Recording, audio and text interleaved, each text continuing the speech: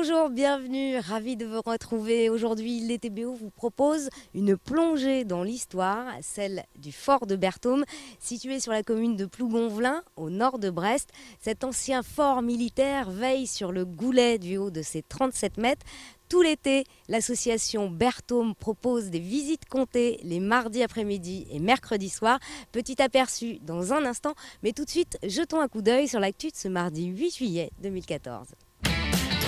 Du nouveau concernant le chalutier Sélacanthe. Échoué depuis le 22 mai sur les roches des Pierres Noires face au Conquet, il était jusque-là impossible d'intervenir.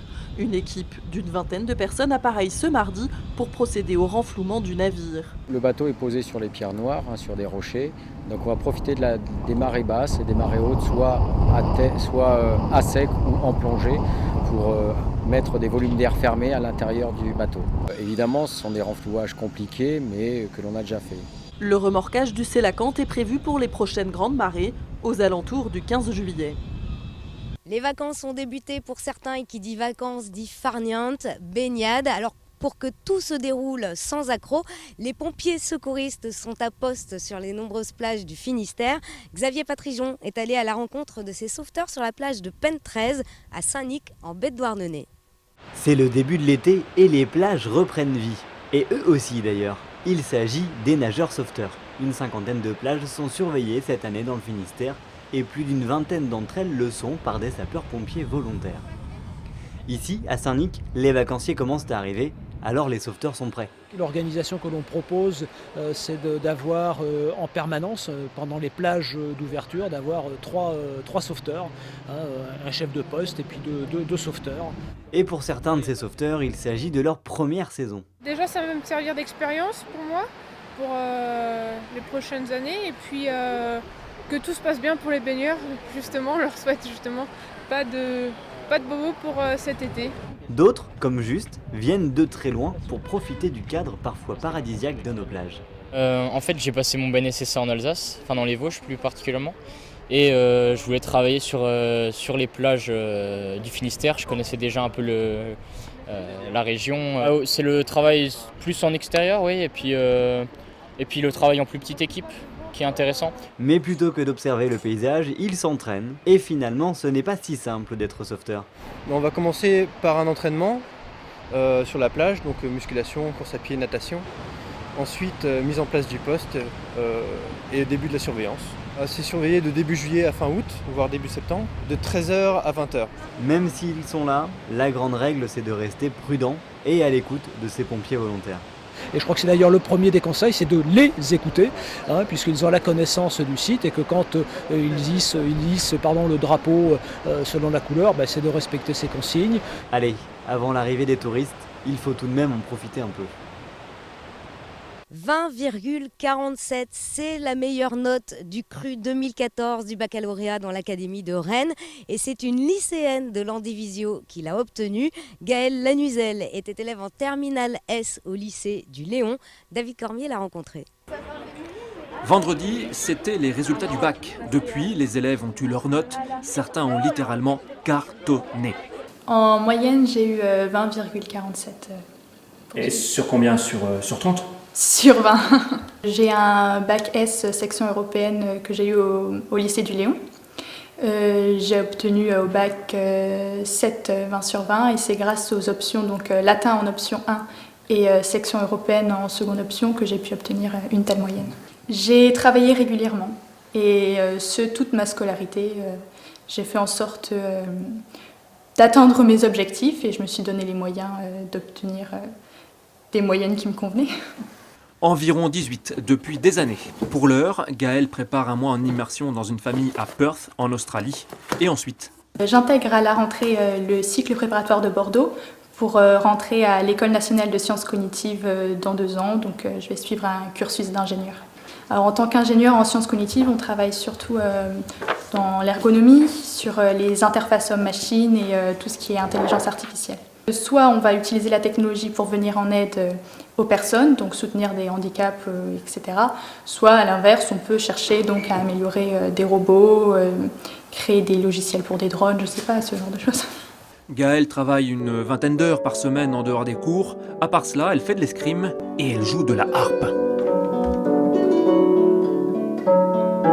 voici donc au fort de Berthaume sur la commune de Plougonvelin pour découvrir les animations de l'été programmées par l'association Berthaume et notamment les visites guidées programmées les mardis après-midi et les mercredis soirs. On va découvrir ça tout de suite.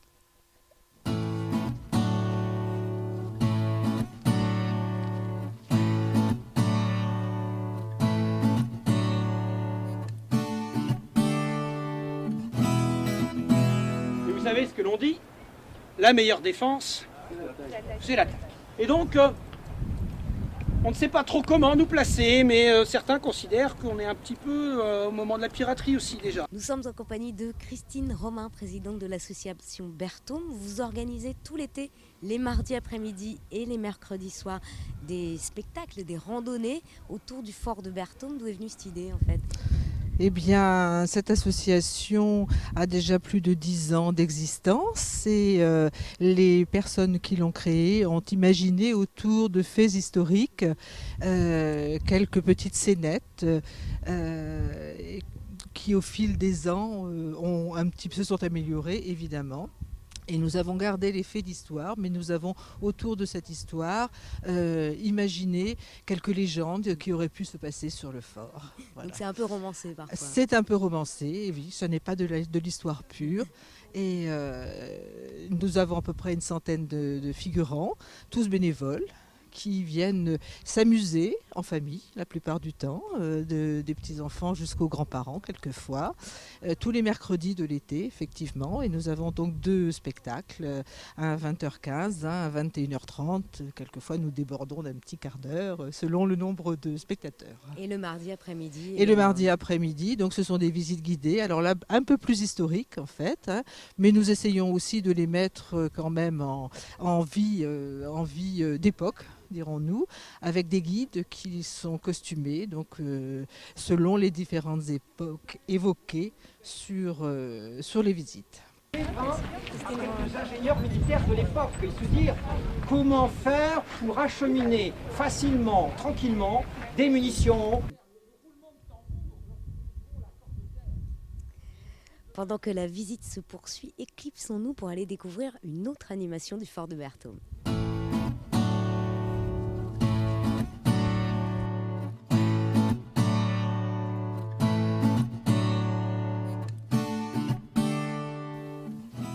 Nous sommes ici dans une ancienne soute à munitions du fort de Berthaume où une exposition s'est installée.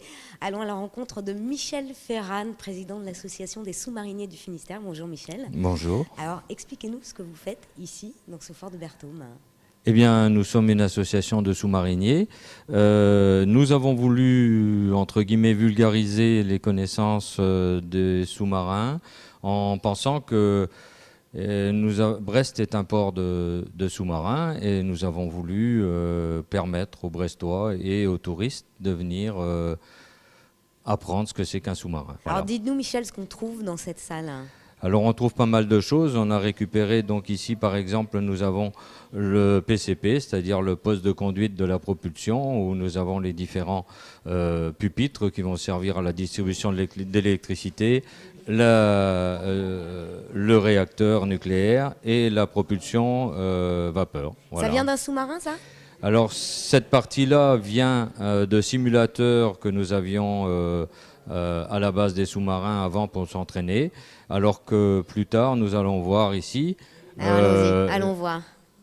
Là c'est plutôt l'avant du sous-marin, c'est-à-dire le PCNO avec la partie donc poste de pilotage et le tableau central de sécurité plongée. Donc là, c'est l'avant et ces morceaux-là sont venus de l'Inflexible, un ancien sous-marin nucléaire lanceur d'engins. Il y a une petite salle également un peu plus loin. Allons voir tout de suite ce qui Voilà, ce qui donc s'y trouve. sur la deuxième petite salle, nous avons essayé de récupérer pas mal de matériel, mais alors là, sur des sous-marins type classique, ce qu'on appelait les classiques, c'est-à-dire les sous-marins qui étaient à propulsion diesel, qui n'existent plus dans notre marine. Mais nous ça avons... date de quand ça ? Ça, les derniers sont partis dans les années 80. On peut vous retrouver ici tout l'été, tous les jours. Alors au tous fort les de jours, Berthaume. tout l'été, donc de début juillet à fin août, tous les jours de 13h30 à 18h, nous sommes là et 2 personnes seront ravies 2 anciens sous-mariniers seront ravis de répondre à toutes les questions des gens qui viendront nous voir. Voilà. Eh bien, merci Michel. Et puis Merci nous, à vous. On poursuit notre visite.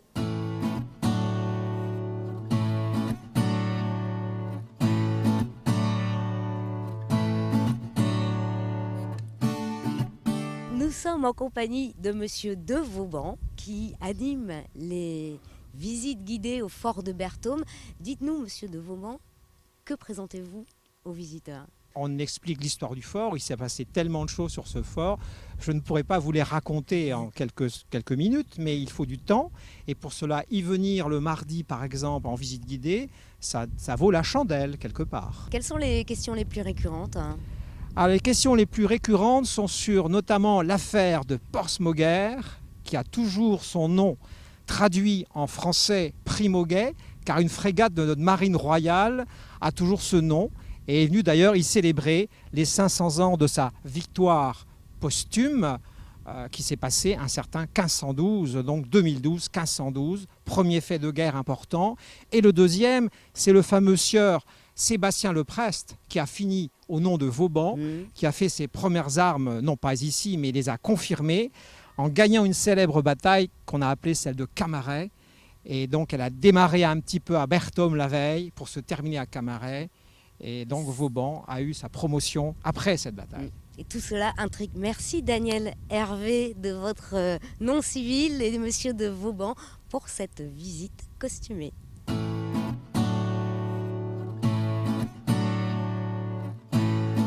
C'est plaisant parce que bon, les personnes qui nous font visiter sont pas déguisés, mais ils ont les vêtements d'époque, quoi. Hein, c'est intéressant. Primauguet, on en avait entendu parler, mais je ne connaissais pas du tout son histoire. Et si, c'est très très bien. Le site est exceptionnel, vraiment les falaises, tout ça, et c'est pas du tout ennuyeux, en plus comme commentaire. Et puis le fait qu'il y ait des costumes, tout ça, c'est drôlement rigolo. On s'y croirait presque. C'est la fin de cet ETBO au fort de Berthaume à Plougonvelin. Pour retrouver toutes les infos pratiques et toutes les animations de l'été, un site internet qui s'affiche. Je vous souhaite une bonne soirée. En attendant, je vais me frapper un petit peu de monnaie pour trouver un moyen de rentrer en bateau jusqu'à Brest. À bientôt, ciao.